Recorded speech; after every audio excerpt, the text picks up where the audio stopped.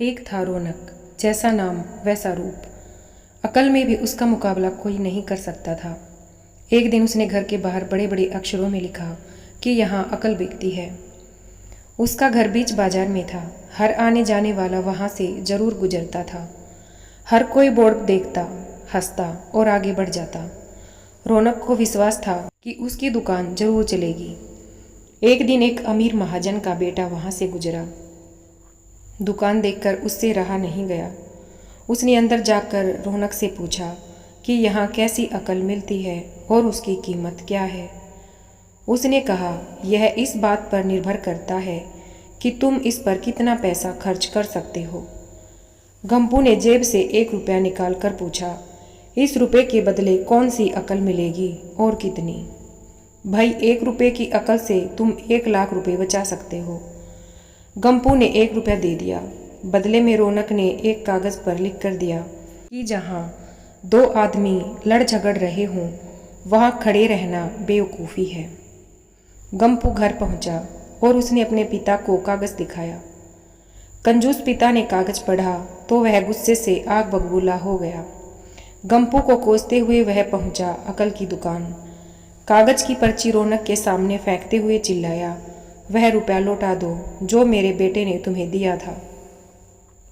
रौनक ने कहा कि ठीक है, लौटा देता हूँ, लेकिन शर्त यह है कि तुम्हारा बेटा मेरी सलाह पर कभी अमल नहीं करेगा। कंजूस महाजन के वादा करने पर रौनक ने रुपया वापस कर दिया। उस नगर के राजा की 2 रानियाँ थीं। एक दिन राजा अपनी रानियों के साथ जौहरी बाजार से गुजरा। दोनों रानियों को हीरो का एक हार पसंद आ गया। दोनों ने सोचा, महल पहुंचकर अपनी दासी को भेजकर हार मंगवा लेंगी। संयोग से दोनों दासियां एक ही समय पर हार लेने पहुंची। बड़ी रानी की दासी बोली कि मैं बड़ी रानी की सेवा करती हूँ, इसलिए हार मैं लेकर जाऊंगी। दूसरी बोली, पर राजा तो छोटी रानी को ज़्यादा प्यार करते हैं, इसलिए हार पर मेरा हक है। गंपू उसी दुकान के पास खड़ा था। उसने दासियों को लड़ते हुए देखा। दोनों दासियों ने कहा कि वे अपनी रानियों से शिकायत करेंगी। जब बिना फैसले के वे दोनों जा ही रही थी, तब उन्होंने गंपू को देखा। वे बोली, यहाँ जो कुछ भी हुआ तुम उसके गवाह रहना। दासियों ने रानी से और रानियों ने राजा से शिकायत की। राजा ने दासियों की खबर ली। दासियों ने कहा कि गंपू से पूछ लो, वह वहीं पर मौजूद था। राजा ने कहा, बुलाओ गंपू को, गवाही के लिए कल ही झगड़े का निपटारा होगा। इधर गंपू हैरान, पिता परेशान। आखिर दोनों पहुंचे अकल की दुकान। माफ़ी मांगी और मदद भी। रौनक ने कहा, मदद तो मैं कर दूं, पर अब जो मैं अकल दूंगा उसकी कीमत है 5000 रुपये। मरता क्या न करता। कंजूस पिता ने कुढ़ते हुए 5000 रुपये दिए।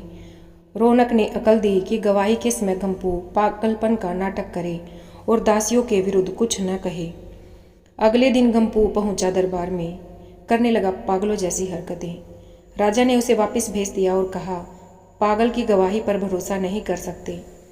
गवाही के अभाव में राजा ने आदेश दिया, दोनों रानी अपनी दासियों को सजा दें, क्योंकि यह पता लगाना बहुत ही मुश्किल है कि झगड़ा किसने शुरू किया।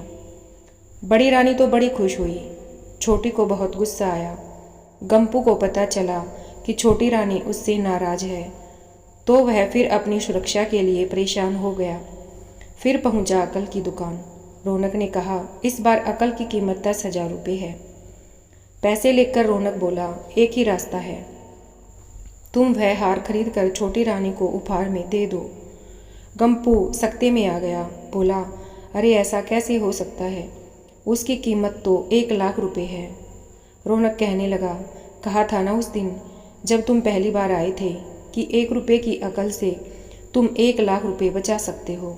इधर गंपू को हार खरीद कर भेंट करना पड़ा, उधर अकल की दुकान चल निकली। कंजूस महाजन सिर पीट पीट कर रह गया।